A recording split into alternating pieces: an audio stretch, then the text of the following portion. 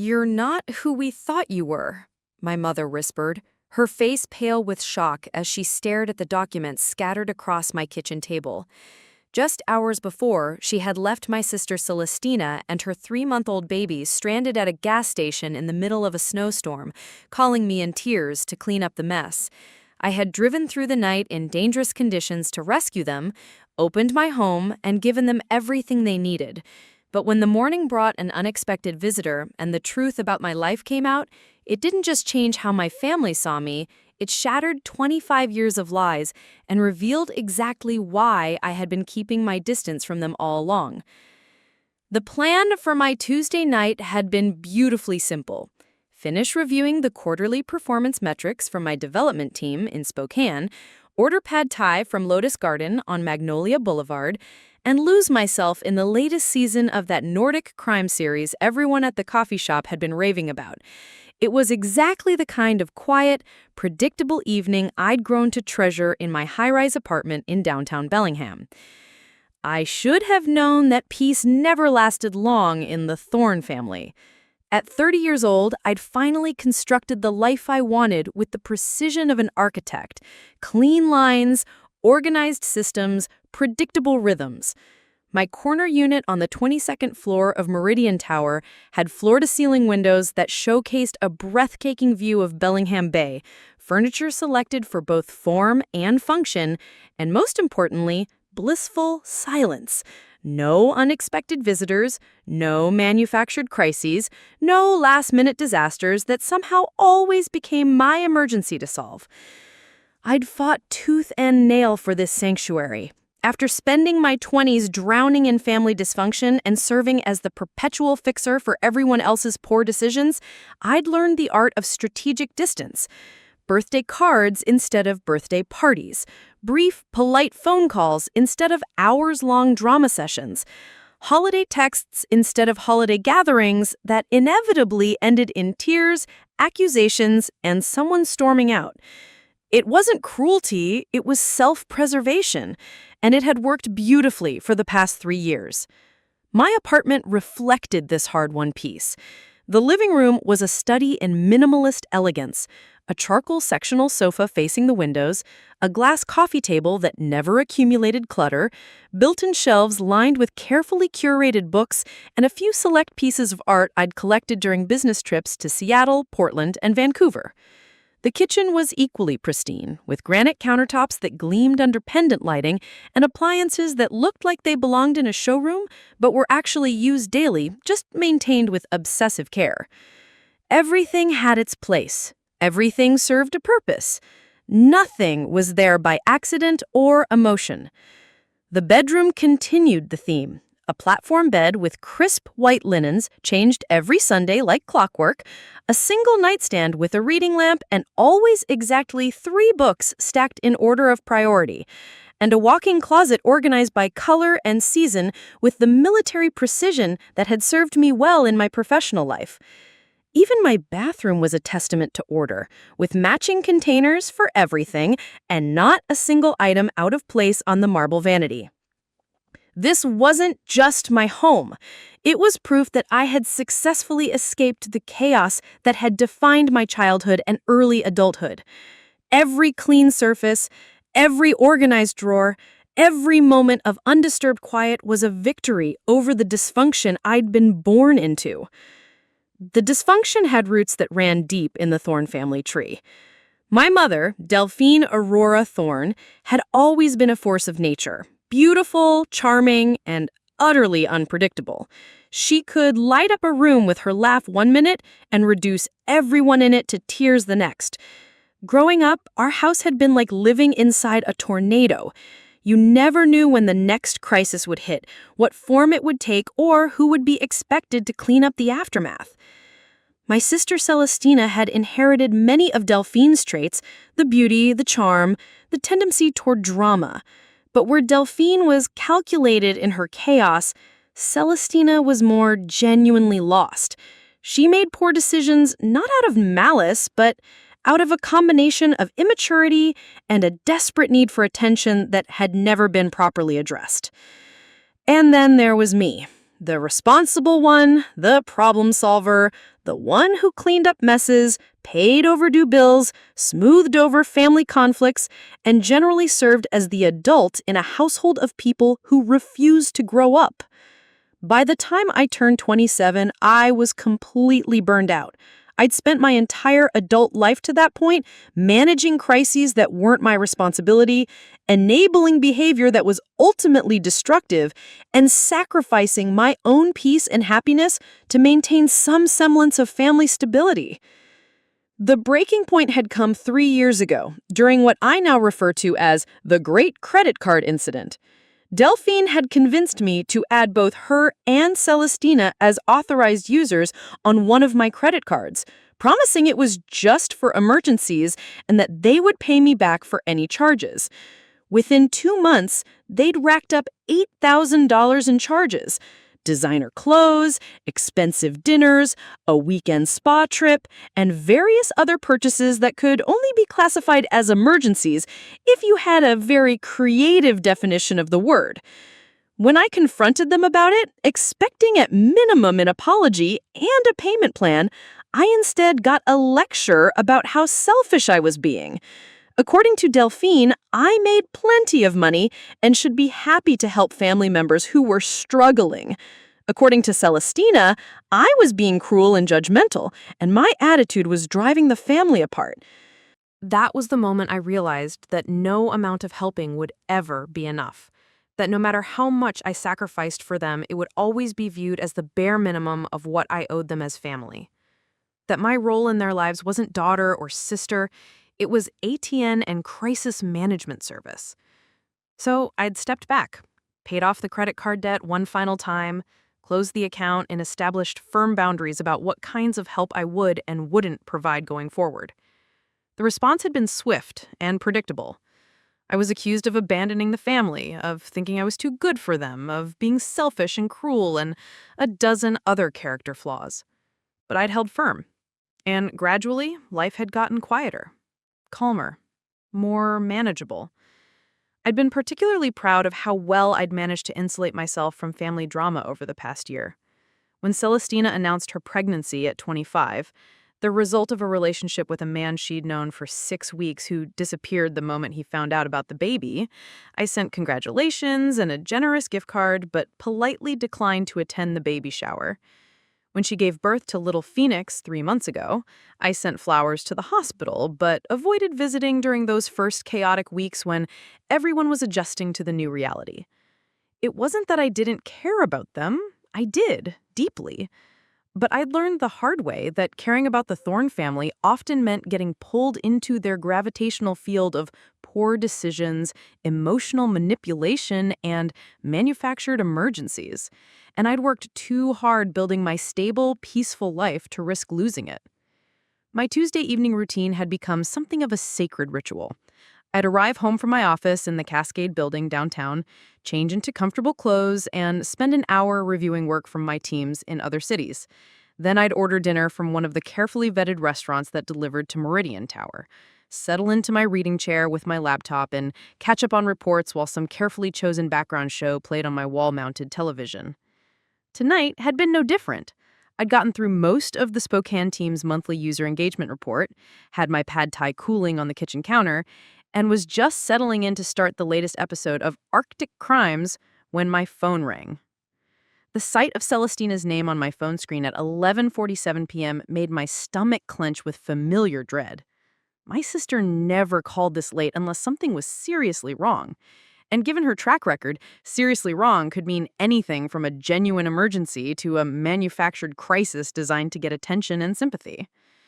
For a moment, I considered letting it go to voicemail. The old Emma would have answered immediately, ready to drop everything and solve whatever problem had emerged. The new Emma, the one who'd spent 3 years learning to protect her own peace, hesitated. I'd been down this road so many times before.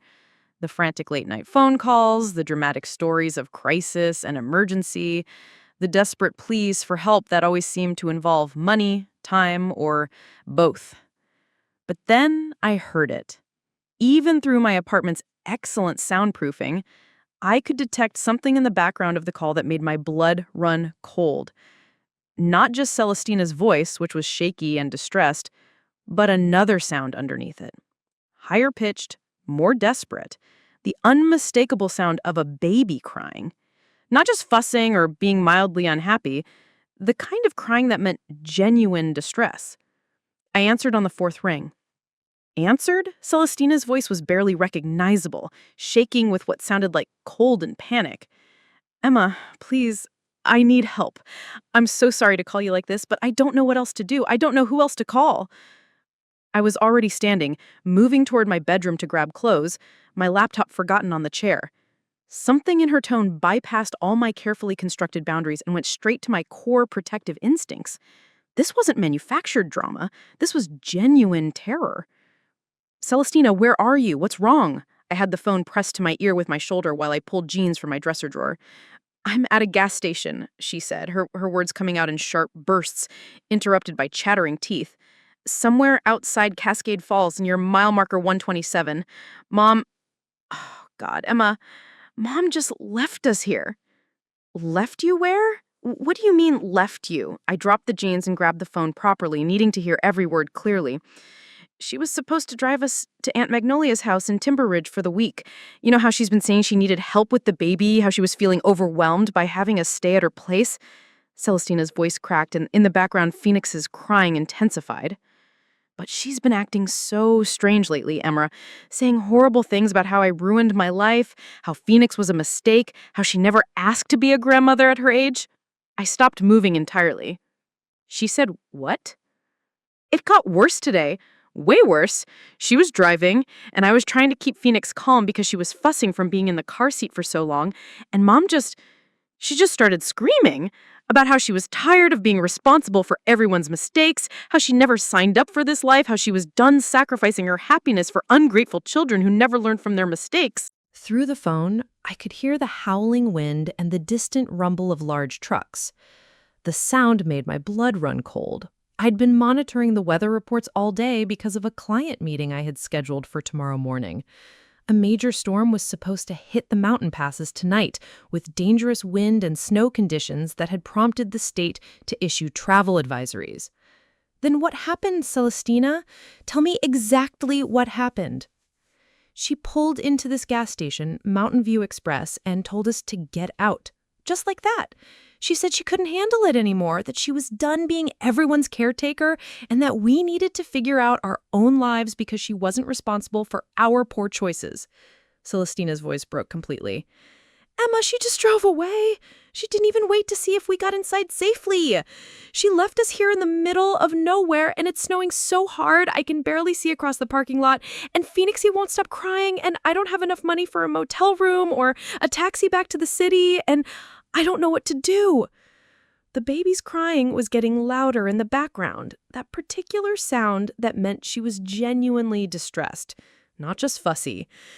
It was the kind of crying that went straight to your evolutionary panic center, the sound designed to make adults drop everything and respond to an infant in need. I closed my eyes, feeling my carefully maintained distance crumbling in real time.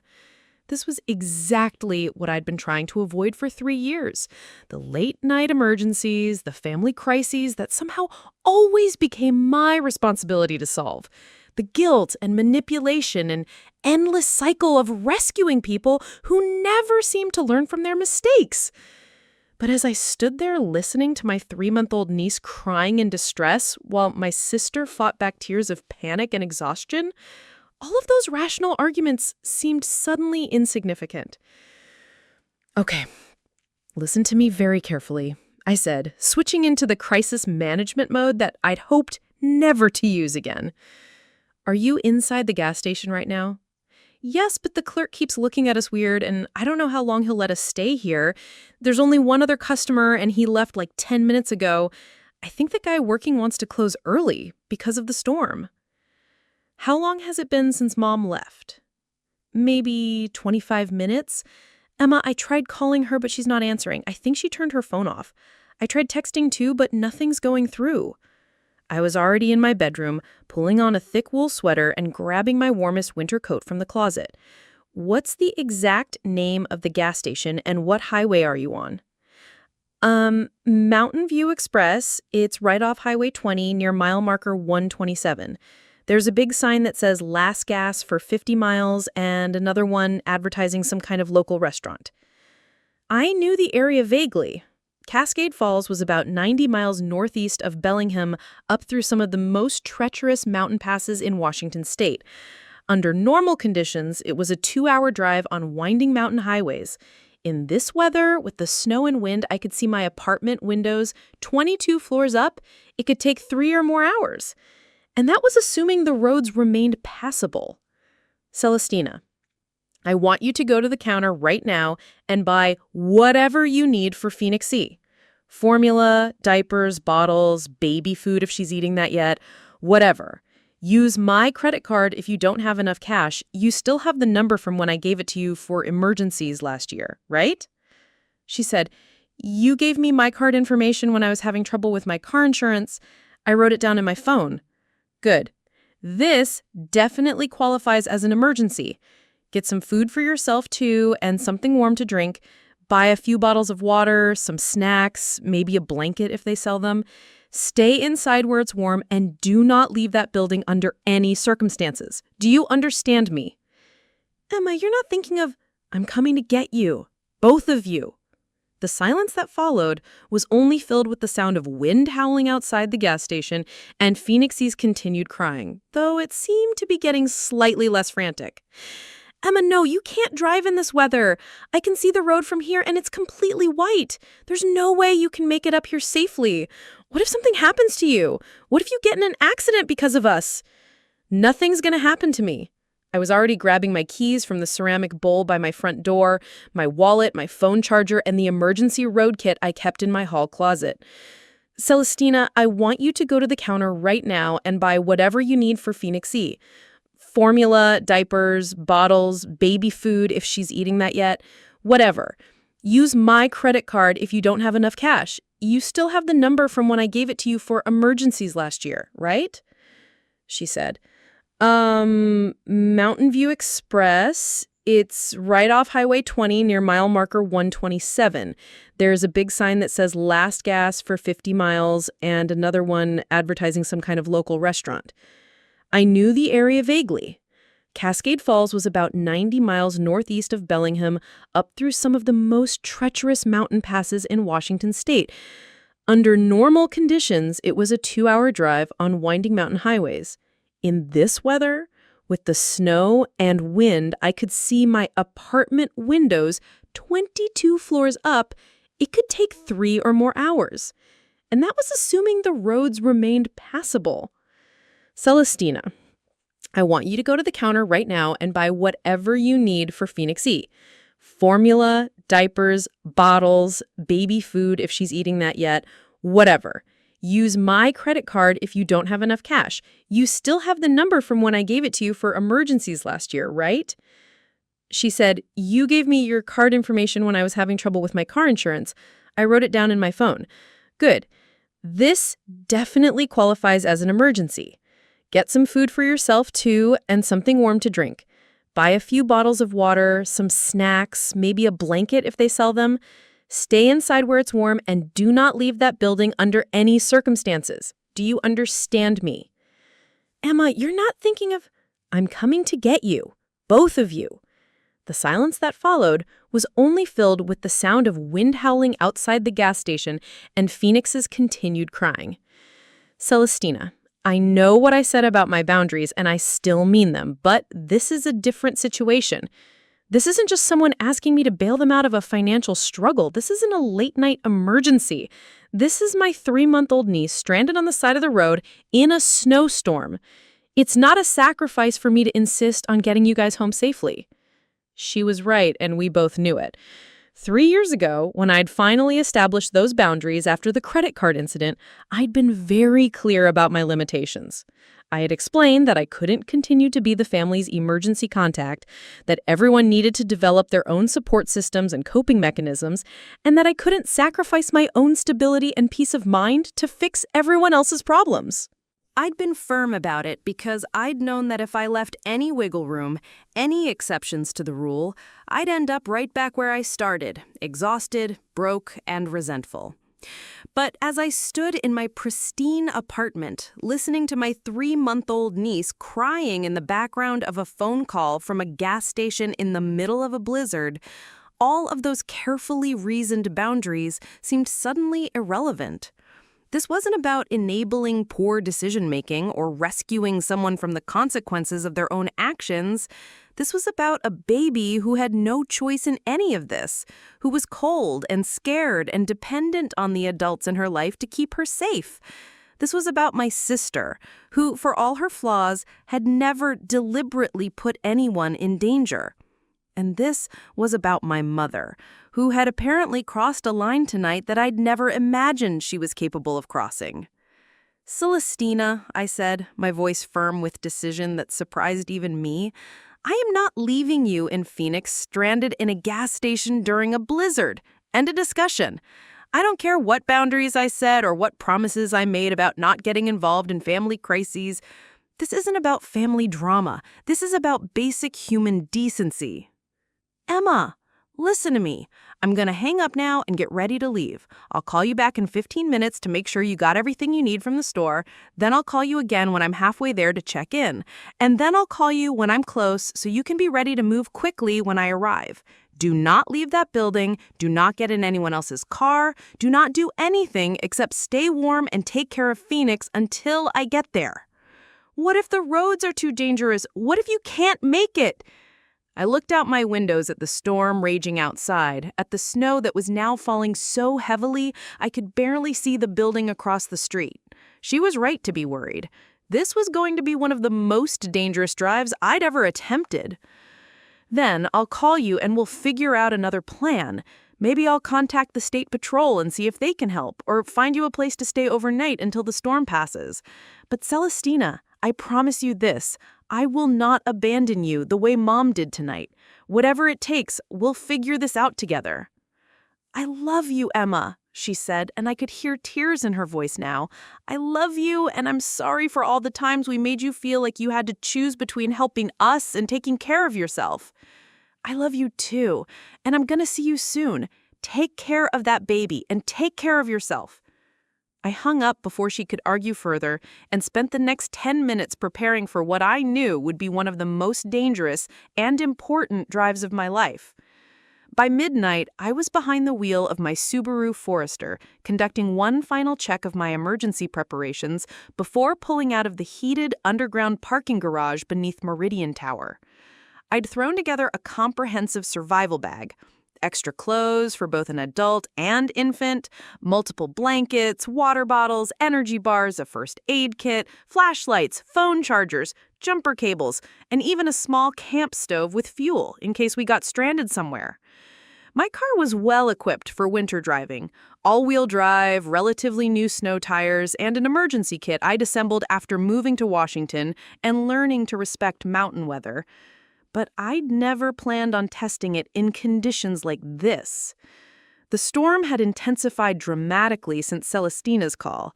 What had started as light snow earlier in the evening was now a full-scale blizzard, with wind gusts that shook my car even in the protected parking garage. The National Weather Service was calling it the worst storm to hit the Cascades in 5 years, with snow accumulations of 8 to 12 inches expected by morning and wind gusts up to 60 miles per hour.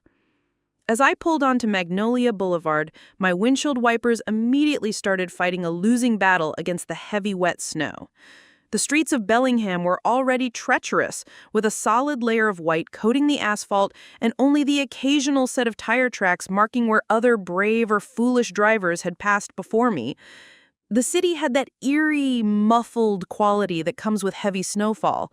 Streetlights created golden cones of swirling white, and the few cars I encountered moved like slow-motion ghosts through the storm. Most sensible people were inside, warm and safe, waiting for morning and snowplows and more reasonable weather. But I'd driven in snow before, but nothing quite like this. The storm seemed to have a malevolent quality, as if it were actively trying to keep me from reaching my destination. The wind howled around the car with enough force to push me towards parked vehicles and guardrails. Several times in the first 20 minutes, I had to slow to a crawl because I literally couldn't see the road markings through the whiteout conditions. But every time I considered turning back, I thought about Phoenix crying in that gas station, and my foot found the accelerator again.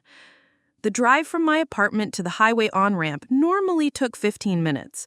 Tonight, it took 45 minutes of white-knuckled concentration, constant gear adjustments, and silent prayers to whatever deity might be listening to requests from terrified drivers. When I finally merged onto Highway 20 heading east towards the mountains, conditions somehow managed to get even worse. The highway was nearly deserted. Apparently, everyone else had been smart enough to heed the travel advisories and stay home tonight. Occasionally, I'd catch a glimpse of taillights ahead of me, ghostly red dots in the swirling white, and I'd use them as a guide to stay centered on the road. But more often, I was completely alone in a world of wind and snow, with only my headlights and the faint reflection of road markers to show me the way forward. The radio crackled with increasingly urgent weather warnings and traffic reports. Multiple accidents were being reported throughout the mountain passes. Several secondary roads had been closed entirely. The State Patrol was strongly advising all drivers to postpone non-essential travel and seek shelter until conditions improved. I thought about Phoenix and Celestina in that gas station and pressed on. The first hour was nerve-wracking but manageable. I managed to maintain a steady 30 miles per hour, which felt recklessly fast in these conditions, but was actually probably too slow for safety on a major highway. I stopped twice to clear accumulated snow from my windshield wipers and headlights, each time getting out of the car into wind that nearly knocked me over and snow that stung my face like tiny needles. My hands began to ache from gripping the steering wheel so tightly, but the car was handling well, and I was making steady progress toward Cascade Falls. The heater was working perfectly, my phone had a full charge and good signal, and my fuel tank was nearly full. All things considered, I was as prepared as I could reasonably be for this journey. The second hour was when things got truly dangerous. As the elevation increased and I entered the actual mountain passes, the wind became a living thing, buffeting my car from side to side with enough force to push me toward the guardrail or into the opposite lane. The snow was falling so heavily now that my wipers couldn't keep up, forcing me to pull over 3 times to manually clear my windshield with an ice scraper. At one point, about 70 miles into the drive, I hit a patch of black ice hidden beneath the snow and felt my car slide sideways toward the edge of the highway. For a terrifying moment that seemed to last forever, I thought I might go off the road entirely and down the steep embankment into the dark forest below. My heart stopped as I felt the car spinning slightly, completely out of my control, while I tried to remember everything I'd ever learned about driving in icy conditions. Don't overcorrect, don't hit the brakes hard, steer gently into the slide. The car's electronic stability system kicked in with a series of rapid beeps and vibrations, and somehow, through luck, technology, or divine intervention, I managed to straighten out and regain control. But my hands were shaking for the next 10 miles, and I had to pull over at a rest area to catch my breath and seriously consider whether I was being reckless. I sat in my car in the empty rest area parking lot, listening to the storm rage outside and watching snow accumulate on my windshield, and wondered if maybe Celestina had been right to question whether I should attempt this drive. Maybe there were other options. Maybe the gas station clerk could help her find a local motel room for the night. Maybe the county sheriff's department had resources for stranded travelers. Maybe I should call emergency services and see if they could provide assistance. But then I imagined trying to explain to a 3-month-old baby why her aunt had decided the weather was too dangerous to come help her. I imagined Celestina spending the night in a fluorescent-lit gas station with a crying infant, wondering if anyone in her family actually cared enough to help when it really mattered. I imagined having to live with myself if something happened to them because I'd chosen my own safety and comfort over their desperate need. I cleared the snow from my windshield one more time, checked my phone to make sure I still had signal, and continued toward Cascade Falls. The final 30 miles of the journey were both the longest and the shortest of my life. Long because I had to drive so slowly that I sometimes felt like I was barely moving forward, constantly fighting wind gusts that threatened to push me off the narrow mountain highway. Short because I was so focused on the immediate task of not dying that I barely noticed the passing time or distance. I developed a rhythm. Check the GPS, check the mirrors, check the road ahead, adjust for wind gusts, clear the wipers, check the phone signal, repeat. The world outside my car ceased to exist except as a source of obstacles to navigate. The warm apartment I'd left behind felt like a memory from another lifetime. The only reality was the small bubble of warmth and light inside my Subaru, moving slowly but steadily through the storm toward my sister and niece. When I finally saw the lights of the Mountain View Express gas station at 3:23 a.m., I felt a wave of relief so intense that tears started flowing down my cheeks before I realized I was crying. I'd made it. Despite the storm, despite the dangerous conditions, despite every rational argument for staying home in my safe, warm apartment, I'd actually made it. I pulled into the parking lot, which was completely empty except for a single pickup truck that I assumed belonged to the night clerk, and sat in my car for a moment, letting the reality sink in. The storm was still raging, but I was here. Celestina and Phoenix were just 30 feet away, behind the brightly lit windows of the convenience store. Through those windows, I could see my sister pacing back and forth with the baby in her arms. Even from the parking lot, I could tell Phoenix was still fussing, though not with the desperate intensity I'd heard over the phone hours earlier. The moment Celestina saw my headlights, her face transformed. She rushed to the door, still carrying Phoenix, and I could see her mouth moving as she said something to the clerk behind the counter, probably explaining that her ride had finally arrived. I grabbed my emergency bag from the back seat and hurried toward the entrance, feeling the full force of the storm the moment I stepped out of my car. The wind was vicious, cutting through even my heavy winter coat, and the snow was falling so densely that I could barely see the building, even though I was walking directly toward it. "Oh my God, Emma!" Celestina nearly tackled me with a one-armed hug the moment I got inside, careful not to jostle Phoenix. "I can't believe you actually came. I can't believe you drove through this storm. When I saw your headlights, I almost cried with relief." Up close, I could see how the night had affected her. Her normally perfect blonde hair was disheveled and matted on one side where she'd been leaning against something. Her makeup was completely gone, except for faint smears of mascara under her eyes from crying. She was wearing jeans and a thin cotton sweater that were completely inadequate for the weather, and she was shivering despite the gas station's industrial heating. Phoenix was wrapped in what looked like Celestina's winter coat, leaving my sister with no protection against the cold except that thin sweater. The baby had stopped crying for the moment, but she looked pale and exhausted, and I could see why Celestina was so worried. "Are you okay?" I asked, looking both of them over quickly for any signs of injury or illness. "Both of you. No frostbite, no hypothermia, nothing like that?" "We're okay. Cold and tired and scared, but okay." She shifted Phoenix to her other arm, trying to soothe the baby's renewed whimpering. "Emma, I still can't process what happened tonight. How could Mom just leave us like that? How could she abandon a baby in this weather?"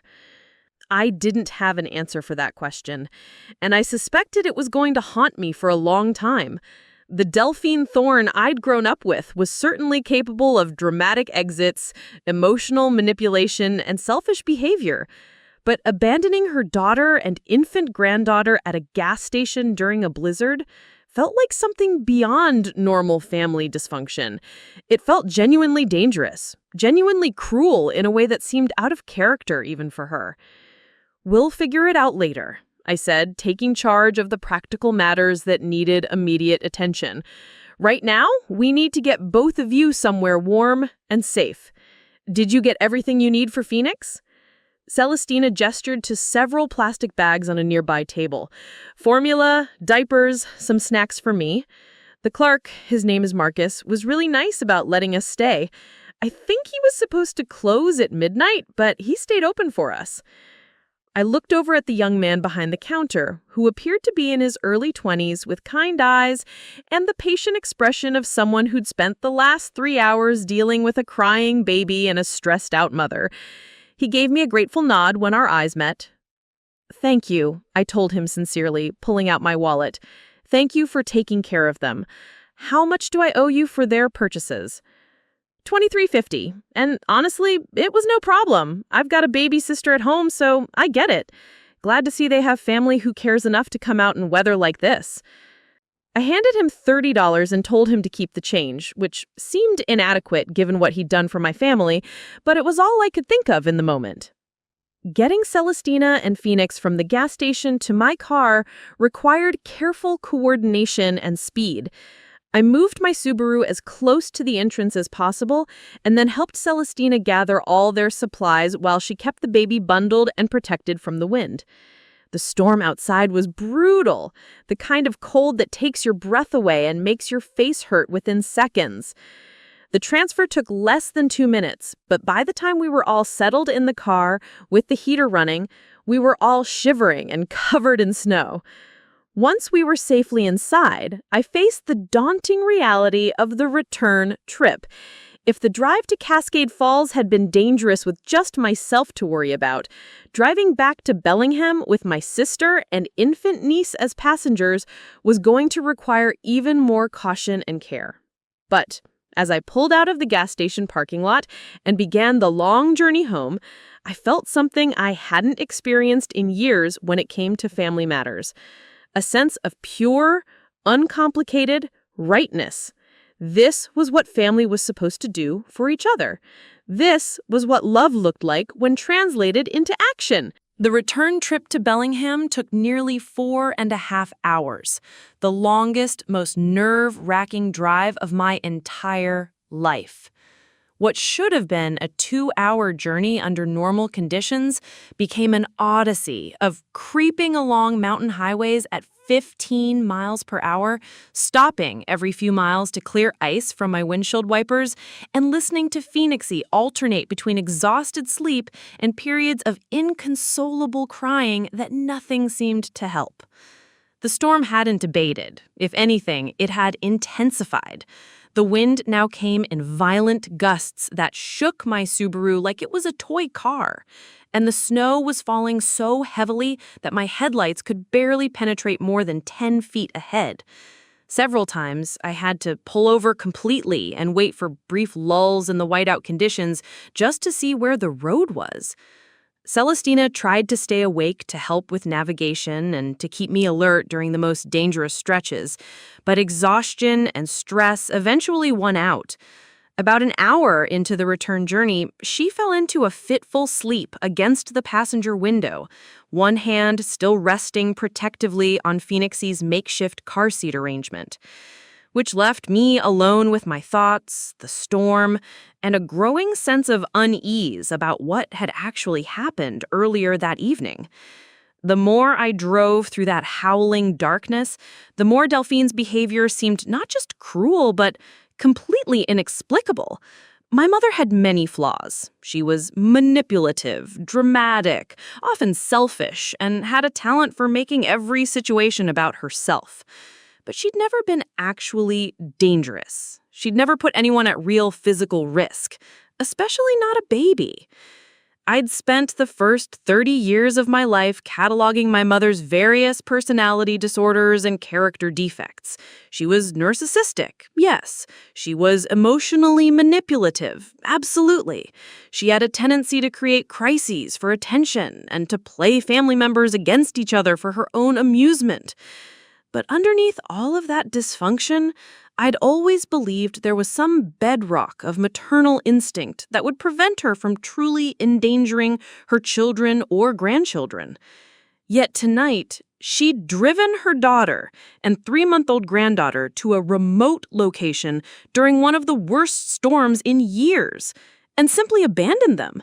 No phone call to make sure they'd found shelter, no arrangements for alternative transportation, no apparent concern for their safety or well-being.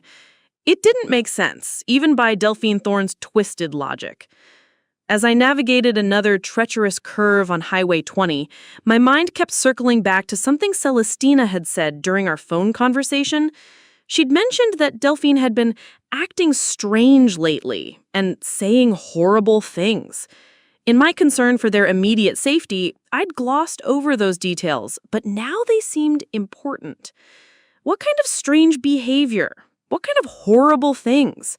And why now, when Celestina was at her most vulnerable with a newborn baby? I glanced in the rearview mirror at Phoenixy, who was sleeping peacefully for the moment, her tiny face relaxed and peaceful in the dim light from the dashboard. She looked so innocent, so completely dependent on the adults in her life to keep her safe. The idea that anyone, especially her own grandmother, could look at that face and decide to abandon her in a gas station during a blizzard made me feel physically sick. Around 5:30 a.m., about 20 miles outside Bellingham, we hit another patch of black ice. This time, I felt the slide beginning and managed to correct for it before losing complete control, but the experience left me shaking and forced me to acknowledge how close we'd come to disaster multiple times during the night. When Celestina woke up during one of my stops to clear the windshield, she looked around at the still raging storm with confusion. "How much further?" she asked, checking on Phoenixy, who had started fussing again. "Maybe 30 minutes if the roads don't get worse," I said, though privately I was beginning to worry that we might not make it at all. The storm showed no signs of letting up, and I was running on nothing but adrenaline and stubbornness. "Emma," Celestina said quietly, "I keep thinking about what Mom said in the car before she left us." "What specifically?" I asked, checking on Phoenixy, who had started fussing again. "She said something about how she'd wasted 25 years trying to fix a broken family and how she was done paying for other people's mistakes. She kept talking about mistakes and poor choices and how she'd sacrificed her whole life for ungrateful children." Celestina paused, bouncing Phoenixy gently as the baby continued to fuss. "But Emma, the way she said it, it was like she was talking about something specific, like there was some particular mistake or choice that she was really angry about." I felt a chill that had nothing to do with the weather. "Did she say anything else?" "She kept talking about lies and secrets and how the truth always comes out eventually. She said something about how I had no idea what kind of family I'd brought Phoenixy into, and how maybe it was better for everyone if some truths stayed buried." Celestina looked at me with worried eyes. "Emma, what do you think she meant by that?" I didn't have an answer, but something cold and uncomfortable was settling in my stomach. Delphine had always been dramatic, but the phrases Celestina was describing sounded different, more specific. More like someone wrestling with actual secrets rather than just creating drama for attention.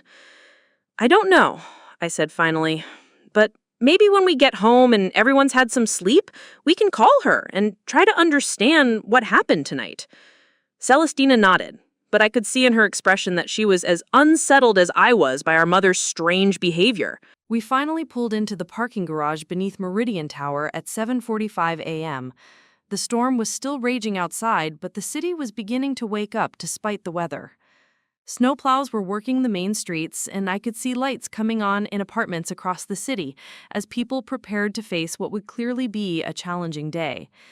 I helped Celestina carry Phoenix and their few belongings up to my apartment, where the warm, quiet space felt like a sanctuary after the night we'd just endured.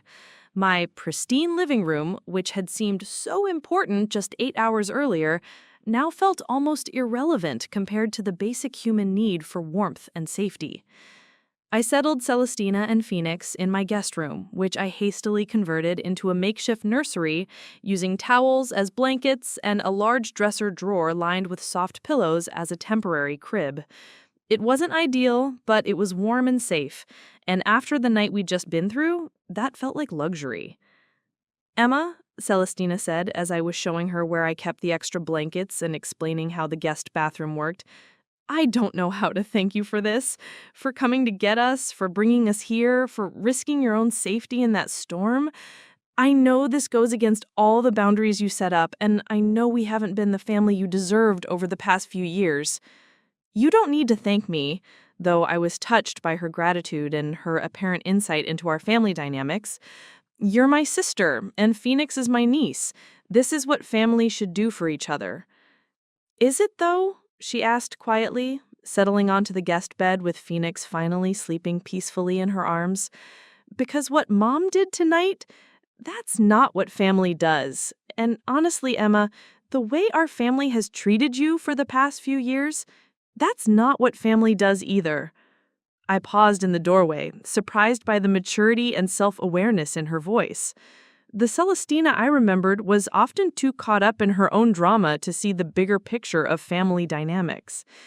"What do you mean?"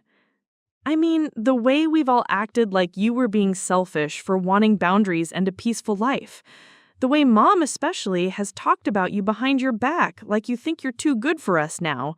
The way we've made you feel guilty for building a successful, stable life for yourself."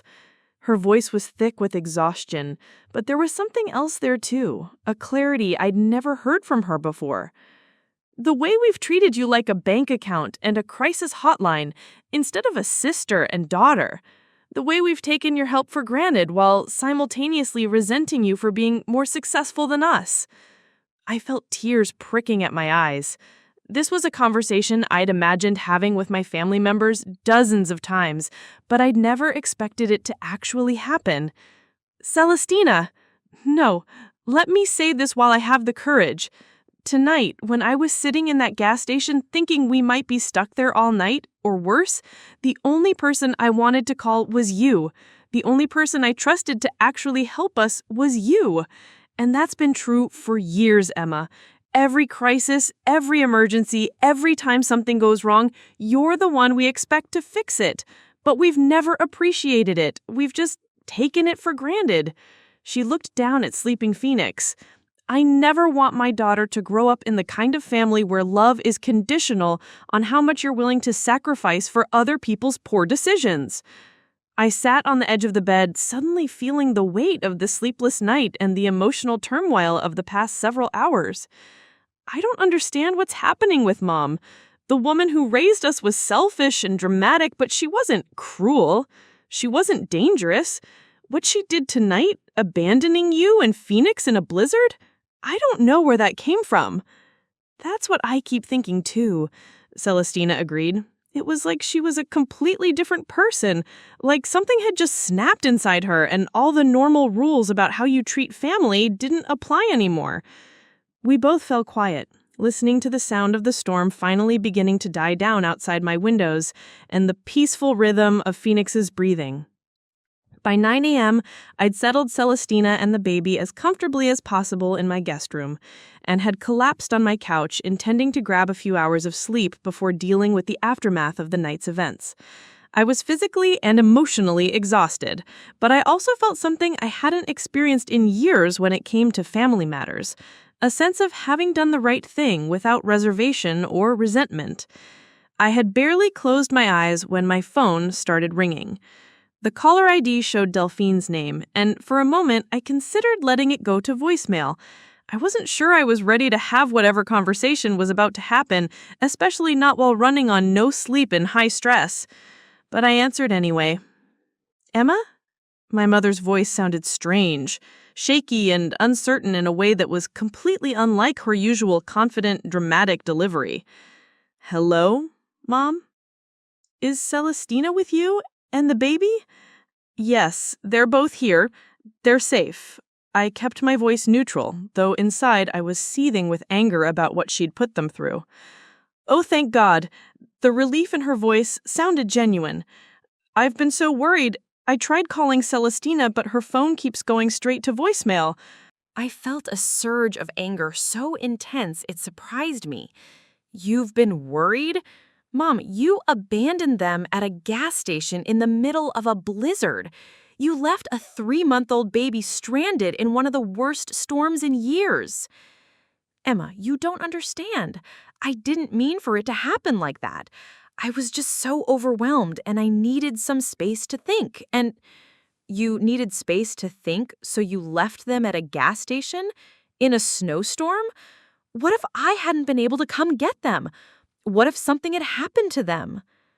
But you did come get them, she said, and there was something in her tone that made me pause. You came through that storm and brought them home safely, just like I knew you would. The implication hit me like a physical blow. Are you saying you left them there knowing I would have to rescue them?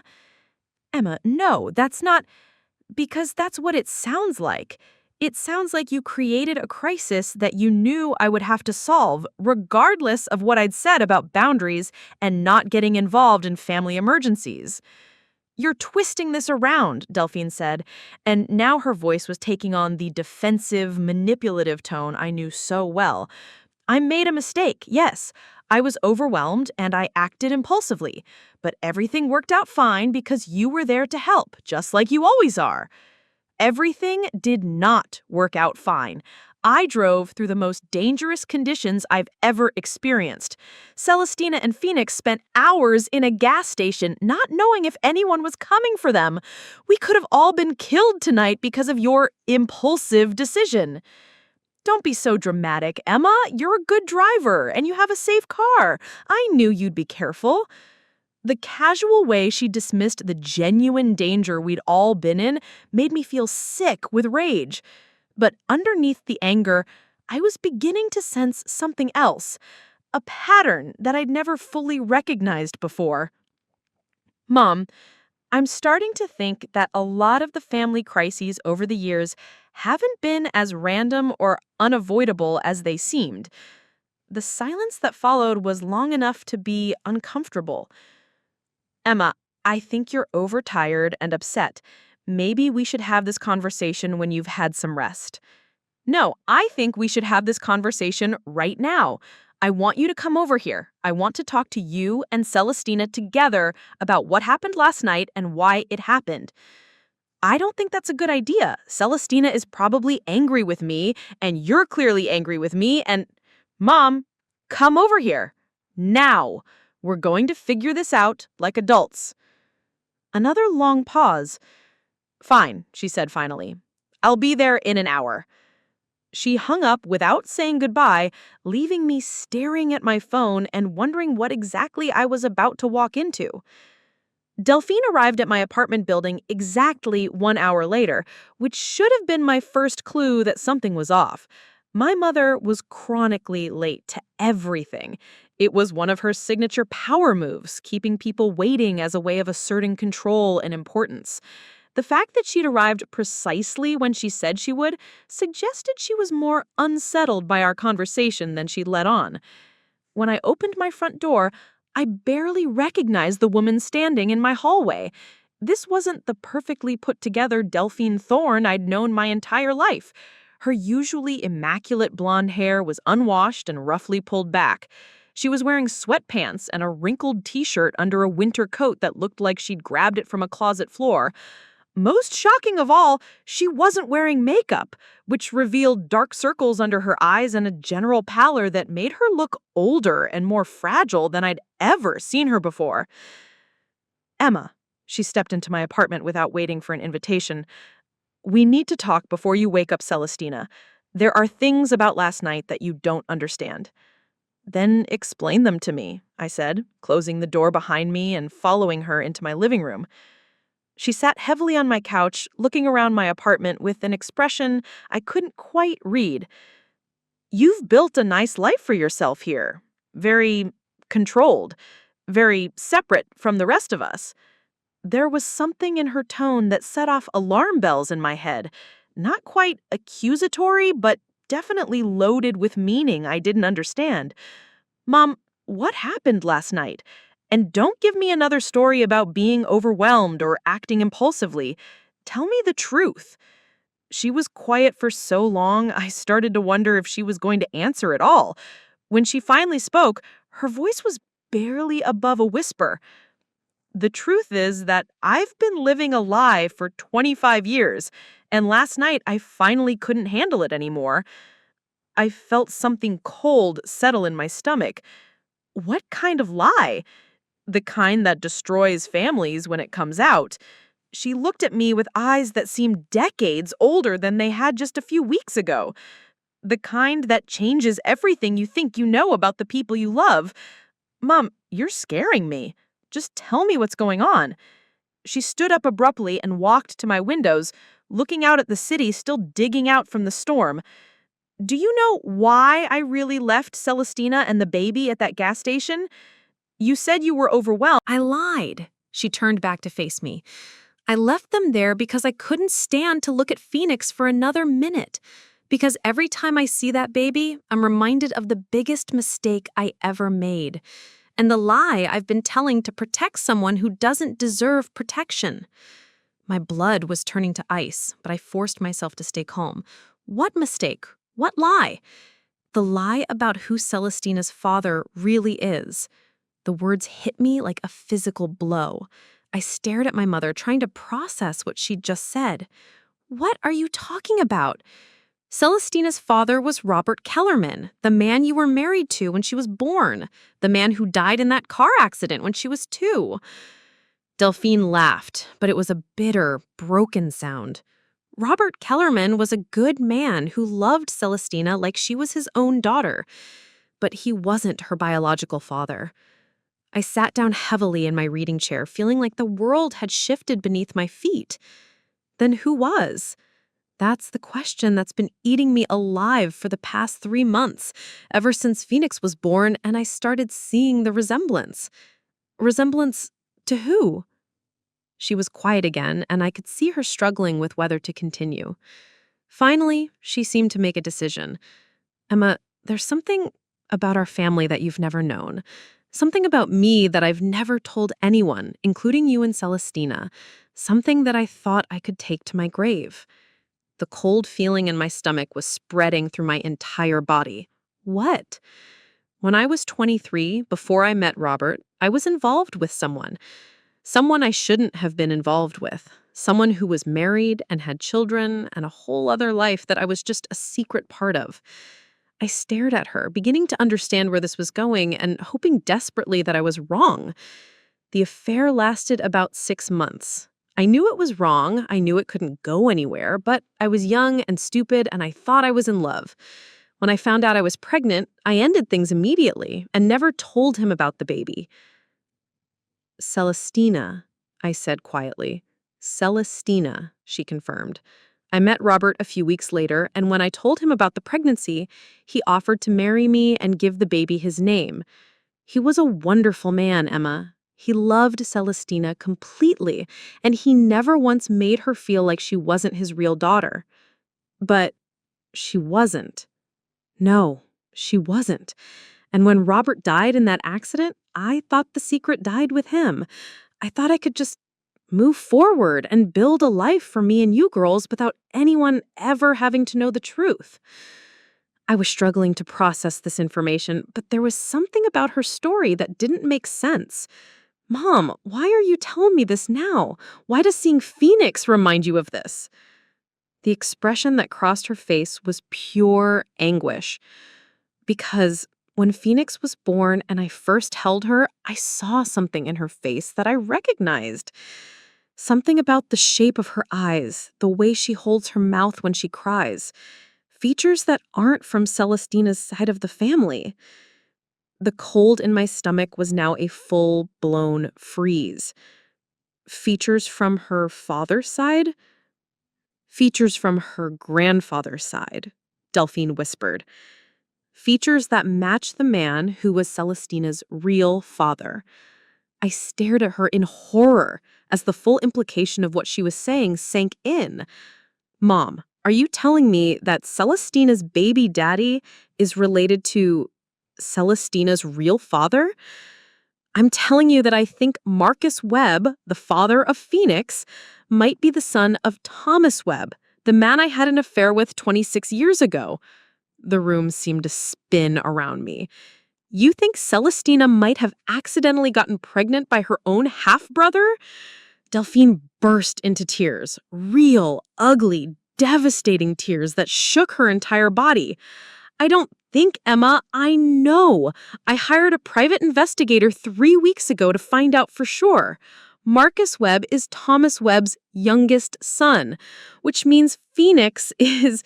She's the product of an incestuous relationship that neither parent knew about. I finished, feeling sick. And it's all my fault, Delphine sobbed. If I had told the truth 25 years ago, if I had been honest about Celestina's parentage, none of this would have happened. But I was too ashamed, too scared of what people would think, too worried about protecting my reputation. I was sitting in stunned silence, trying to wrap my mind around what I'd just learned. My sister had unknowingly had a baby with her half-brother. My mother had kept the secret for over 2 decades, and now there was an innocent child at the center of a genetic nightmare that could have been prevented by honesty. Does Celestina know any of this? I asked finally. No, and I don't know how to tell her. How do you tell someone that their entire life has been built on a lie? How do you explain that their beautiful baby is the result of something so wrong? Before I could answer, I heard a sound from the guest room, Phoenix crying and Celestina's voice trying to soothe her. A moment later, my sister appeared in the living room doorway, carrying the baby and looking confused to see our mother sitting on my couch in tears. "Mom," Celestina said cautiously, "what are you doing here, and why are you crying?" Delphine looked up at her younger daughter, her daughter whose entire world was about to be destroyed, and I watched as something shifted in her expression. The grief and guilt were still there, but they were being replaced by something harder, something more familiar. "I'm crying," she said, her voice taking on that manipulative tone I knew so well. "Because I'm tired of being the villain in everyone else's story. I'm tired of being blamed for other people's poor choices and bad luck." And just like that, I watched my mother transform back into the Delphine Gorn I'd always known. The one who could take any situation, no matter how much of it was her own fault, and twist it until she was the victim. I had no idea that the next few minutes would reveal truths that would make everything we just discussed seem simple by comparison. "Mom," Celestina said, settling into the chair across from her with Phoenix still fussing in her arms, "I'm not blaming you for anything. I just want to understand what happened last night. Why you left us at that gas station." I watched the transformation continue as Delphine straightened her shoulders and arranged her features into the martyred expression I'd seen countless times throughout my childhood. "I left you there because I couldn't handle the pressure anymore," she said, her voice now taking on the familiar cadence of someone preparing to deliver a well-rehearsed victim narrative. "I've spent the last 26 years sacrificing everything for this family, and what do I get in return? Criticism, judgment, blame for every little thing that goes wrong." Celestina looked confused. "Mom, I've never criticized you for helping with Phoenix. If anything, I've been grateful." "Have you?" Delphine interrupted, "because from where I sit, it seems like all I hear is complaints about how I'm not doing enough, how I'm not helpful enough, how I don't understand what it's like to be a young mother." I could see the familiar pattern beginning to emerge, the way Delphine could take a genuine conversation and twist it into an attack on her character, forcing everyone else to defend themselves against accusations that had no basis in reality. But what she didn't know was that I'd just heard the real story. I knew about Celestina's true parentage, about the genetic nightmare that was baby Phoenix, and about the 25 years of lies that had led to this moment. And I was not in the mood for another performance. "Mom," I said quietly, "stop." She turned to me with surprise. "Stop what?" "Stop turning this into a story about how victimized you are. We both know that's not what this is about." something flickered in her eyes. Fear, maybe, or surprise that I was calling her out so directly. Emma, I don't know what you mean. Yes, you do. You just spent the last hour telling me the truth about Celestina's father, about the affair you had 26 years ago, and about what you think it means for Phoenix. Don't you think she deserves to know? Celestina looked back and forth between us with growing alarm. Know what? What are you talking about? What affair? I looked at my mother, giving her one last chance to do the right thing, to tell the truth voluntarily instead of having it dragged out of her. She stared back at me with an expression of pure panic, and I realized she was never going to choose honesty if she had any other option. Celestina, I said, turning to face my sister while keeping my eyes locked on my mother's increasingly panicked expression, Mom has something she needs to tell you about your father, your real father. The silence that followed was deafening. Phoenix had stopped crying, as if even she sensed the magnitude of what was about to unfold. Celestina's face went through a series of expressions: confusion, concern, and then something that looked like dread. "What do you mean, my real father?" she asked quietly. "Robert Kellerman was my father. He raised me. He loved me. He wasn't your biological father," I said gently, watching as the words hit her like a physical blow. Celestina's face went completely white. She looked down at Phoenix, then at our mother, then back at me. That's impossible. Mom, tell her that's not true." But Mom wasn't looking at either of us anymore. She was staring down at her hands, her shoulders shaking with what I now realized wasn't grief, it was terror. "Mom," I said, my voice harder now, "tell her about Thomas Webb." At the sound of that name, something extraordinary happened. My mother's head snapped up so fast I thought she might hurt her neck, and the expression on her face was one of pure, undiluted shock. But it wasn't the shock of someone whose secret had been exposed. It was the shock of someone who had just heard something impossible. "How do you know that name?" she whispered. "I just told me about him," I said, confused by her reaction. "You said he was Celestina's father, that you had an affair with him 26 years ago." "No," she said, her voice strange and hollow. "No, Emma, I never said that name. I never mentioned Thomas Webb." A chill ran down my spine. She was right. In her confession about Celestina's parentage, she'd referred to the man and someone who was married, but she'd never actually given me a name. The name Thomas Webb had come from where? "Then how do I know it?" I asked, more to myself than to her. Before she could answer, there was a knock at my apartment door. Not the polite knock of a neighbor or the aggressive knock of someone trying to get attention. This was the authoritative knock of someone who expected to be answered immediately.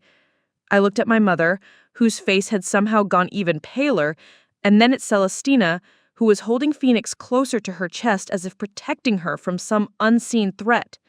The knock came again, more insistent this time. "Are you expecting someone?" Celestina asked. I shook my head and walked to the door, checking the peephole. Standing in my hallway was a man I'd never seen before, mid-50s, well-dressed in an expensive coat, with graying hair and the kind of bearing that suggested he was used to being in charge. "Emma Thorne," he called through the door. "My name is Thomas Webb. I believe your mother has been expecting me."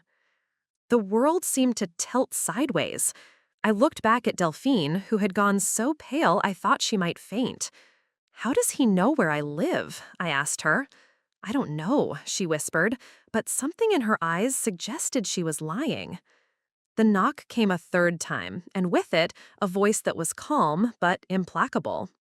"Mrs. Thorne, I know you're in there.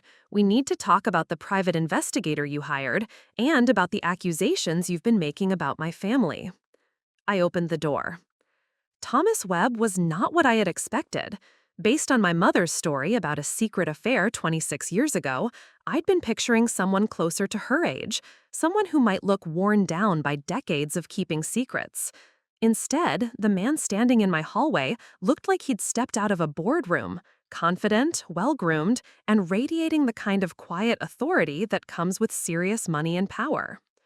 "Miss Thorne," he said, extending his hand, "thank you for agreeing to see me. I'm sorry to intrude on what I'm sure is a difficult family situation." "How did you find this address?" I asked, not taking his offered hand. "Your mother hired a private investigator to look into my family," he said simply.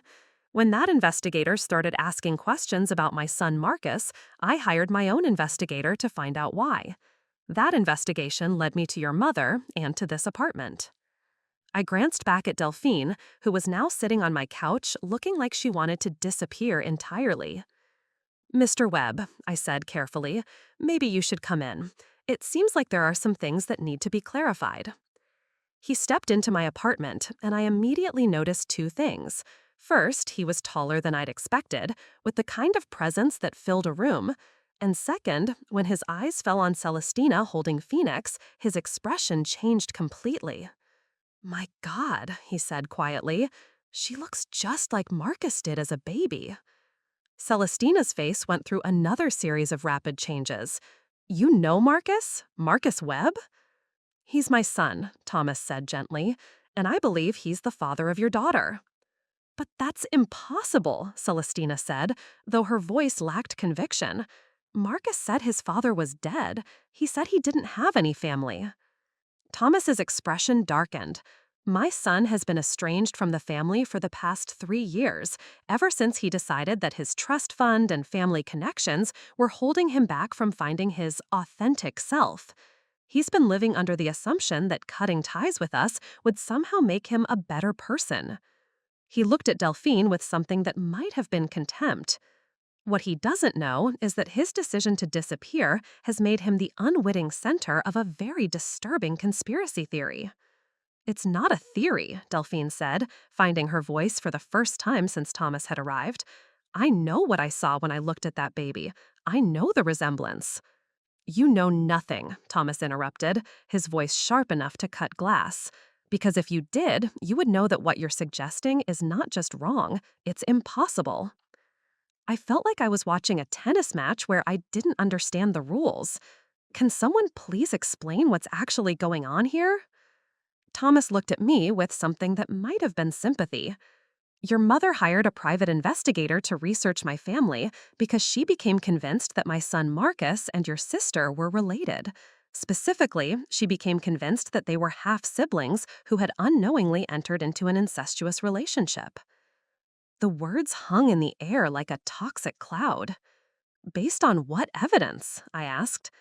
"Based on the fact that your mother had an affair 26 years ago with a man named Thomas Webb, and she believes that I am that man." I looked back and forth between Thomas and my mother, trying to process this information. "Are you?" I asked him. "No," he said simply. "I am not." Delphine made a sound that was half laugh, half sob. "You're lying. You have to be lying, because if you're not, then you've spent the last 3 months torturing yourself over a mistake that never happened. Then you abandoned your daughter and granddaughter in a snowstorm because of a guilt that was based on a complete misunderstanding." He reached into his coat and pulled out a manila folder. "Miss Thorne, may I use your table?" I nodded, and he spread the contents of the folder across my dining table. Documents, photographs, what looked like legal papers. "This," he said, pointing to a photograph of a man who looked nothing like him, "is Thomas Webb of Cascade Falls, Washington. He died in a car accident 15 years ago. He was 53 years old, married, with 4 children, and according to these records, he did have an affair in 1997 with a woman named Delphine Thorne." Celestina gasped. Delphine made no sound at all. "However," Thomas continued, "I am Thomas Webb of Seattle, Washington. I am 57 years old, I have been happily married to the same woman for 32 years, and I have never met your mother before today." He pulled out another document. "This is a birth certificate from Marcus Webb, born in Seattle on March 15, 1995, to Thomas and Margaret Webb. Your private investigator found the right Marcus Webb, but the wrong Thomas Webb." I stared at the documents, trying to process what I was seeing. So Celestina and Marcus aren't related? They are not related in any way whatsoever, Thomas confirmed. Your mother's guilt and paranoia led her to hire an investigator who found a man with the same name as her former lover, but failed to verify that it was actually the same person. The silence that followed was broken by Celestina starting to laugh. Not happy laughter, the kind of hysterical laughter that comes when your entire world has been turned upside down and then turned upside down again. So, let me get this straight, she said between gasps. Mom thought I was sleeping with my half-brother, so she abandoned me and my baby in a snowstorm, but it turns out she was wrong about everything? That appears to be correct, Thomas said gently. And the real Thomas Webb, my actual father, has been dead for 15 years? Also correct. So all of this, the drama, the guilt, the abandonment, Emma driving through a blizzard to rescue us, all of this happened because Mom hired a bad private investigator? Thomas glanced at my mother, who still hadn't said a word. I'm afraid it's a bit more complicated than that. More complicated how? I asked, though I was beginning to suspect I didn't want to know the answer. Thomas looked uncomfortable the first time since he'd arrived. Ms. Thorne, do you work for Morrison, Blackwell & Associates? I felt my heart stop. Morrison, Blackwell & Associates was the law firm that handled most of the legal work for my company. I'd had dozens of meetings with their attorneys over the past 5 years. Yes, I said slowly. Why? Because that's my law firm. I'm the managing partner. And according to my records, you've been in my office at least a dozen times over the past few years for contract negotiations and employment agreements. The world seemed to slow down around me. I stared at Thomas Webb, the Thomas Webb I now realized I'd met multiple times, whose hand I'd shaken, whose office I'd sat in while discussing intellectual property contracts and employment agreements. You recognize me now, don't you? He asked gently. I did. Without the context of my apartment and this insane family drama, without the assumption that he was connected to some decades-old affair, I could see him clearly. Thomas Webb, managing partner, the man who'd handled my company's acquisition of 2 smaller firms last year. But that means, I began, then stopped as the full implication hit me. That means your mother has been watching you, Thomas said quietly. She's been keeping track of your professional life, your business meetings, your legal representation, and when she needed a Thomas Webb to blame for her decades-old secret, she chose me. I turned to look at my mother, who was now crying again, but these weren't the desperate tears from earlier. These were the tears of someone who'd been caught in a lie so elaborate and manipulative that there was no way to explain it away. Mom, I said, my voice barely above a whisper, have you been spying on me? Not spying, just keeping informed. You're my daughter, Emma. I wanted to know how your life was going, what you were doing, who you were working with. By hiring private investigators to follow me? By staying involved in your life when you wouldn't let me be involved directly, she snapped, and suddenly the victimized version of Delphine was gone, replaced by someone I'd never seen before. You cut us off. You built these walls, you created all these boundaries, you made it clear that you didn't want us in your life. But I'm your mother, Emma. I have a right to know what's happening with you. You have a right to stalk me. You have a right to research the people I work with so you can use them in your elaborate psychological games. It wasn't a game, she shouted, standing up from the couch. I was genuinely worried about Celestina and the baby. When I saw the resemblance between Phoenix and that Thomas Webb, the resemblance you imagined, interrupted Thomas, between a 3-month-old baby and a 57-year-old man you'd seen in photographs obtained through illegal surveillance of your daughter's professional life. Outside my windows, the city of Bellingham was waking up to a world transformed by snow. Streets that had been familiar yesterday were now buried under white drifts. Landmarks were obscured. The entire landscape had been changed by the storm. It was beautiful and terrifying and completely unpredictable. Just like family when you stripped away all the lies. Thomas Webb was good to his word about legal action. It turned out that the surveillance had been even more extensive than I'd imagined. Phone records, credit card statements, employment information, even photographs taken without my knowledge. The private investigation company Delphine had hired was shut down, and several of its employees faced criminal charges. Celestina and Phoenix stayed in my apartment for 3 months while she figured out her next steps. During that time, I watched my sister transform from someone who reacted to life into someone who took charge of it. She enrolled in community college to finish her degree, found a part-time job that allowed her to bring Phoenix to work, and began building the kind of stable, independent life I'd always hoped she could achieve. When she finally moved into her own place across town, we'd developed the kind of relationship I'd never thought possible, one based on mutual respect, honest communication, and genuine affection, rather than crisis management and guilt. We never heard from Marcus Webb again. According to his father, he'd moved to Portland and was working as a barista while pursuing his dream of becoming a writer. Thomas had decided not to tell him about the investigation or the false accusations, wanting to let his son's relationship with Celestina develop naturally without the shadow of our family's dysfunction. As for me, I kept my apartment but changed almost everything else about my life. I switched law firms, moved to a different floor in my building, and gradually rebuilt my sense of safety and privacy. The experience of learning I'd been watched for years had been traumatic, but it had also been oddly liberating. For the first time in my adult life, I knew exactly where I stood with my family. There were no more illusions, no more false hopes, no more wondering if I was being too harsh or too distant. The boundaries I set now were real ones, built on truth rather than wishful thinking.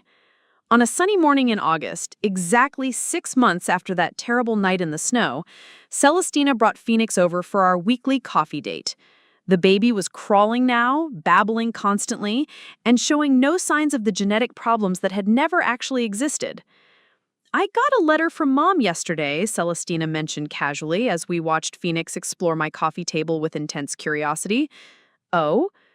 She's living in Florida now. Apparently she met some man on the internet and moved in with him after knowing him for 3 weeks." I wasn't surprised. Delphine had always been someone who needed an audience for her drama, and with both her daughters cutting contact, she would have needed to find new people to manipulate. "She wants to see Phoenix," Celestina continued, "says she's changed, that she understands now how wrong she was, that family is more important than old grudges." "What did you tell her?" "I told her that Phoenix already has all the family she needs," Celestina said, smiling as the baby pulled herself up to standing using my coffee table for support, "and that healthy family relationships are built on trust, which is something that takes time to earn and seconds to destroy." We sat in comfortable silence, watching Phoenix take her wobbly first steps between the coffee table and the couch. She was beautiful and healthy and completely innocent of all the adult drama that had surrounded her birth. "Emma," Celestina said as we prepared to leave, "do you ever regret it? Cutting ties with Mom, I mean?" I considered the question seriously. The past 6 months had been peaceful in a way I'd never experienced before. No unexpected crises, no guilt-inducing phone calls, no elaborate manipulations disguised as family concern. But they'd also been lonely sometimes and sad in the way that comes with acknowledging that some relationships are too broken to fix. "No," I said finally. "I regret that it took me so long to recognize what was actually happening. I regret all the years I spent thinking there was something wrong with me for wanting boundaries. But I don't regret protecting myself and you and Phoenix from someone who was willing to endanger a baby rather than admit she'd been lying for years." Celestina nodded. "That's exactly how I feel. It's sad, but it's not wrong." After they left, I stood at my windows looking out at the city where I'd built my life. The snow was long gone, but I could still remember that night with perfect clarity. The drive through the storm, the fear, the relief of finding them safe, and the moment when everything I thought I knew about my family revealed itself to be a lie. It had been the worst night of my life and also, in a strange way, the best, because it was the night I finally learned the difference between family that loves you and family that uses love as a weapon. Real love didn't require surveillance. Real love didn't create emergencies to test loyalty. Real love didn't abandon babies in snowstorms to cover up decades of manipulation. Real love showed up in dangerous weather and drove through the night without being asked. Real love told the truth, even when it was painful. Real love respected boundaries instead of constantly testing them. And for the first time in my adult life, I was surrounded by nothing but real love. Everything else had finally, blessedly, gone cold.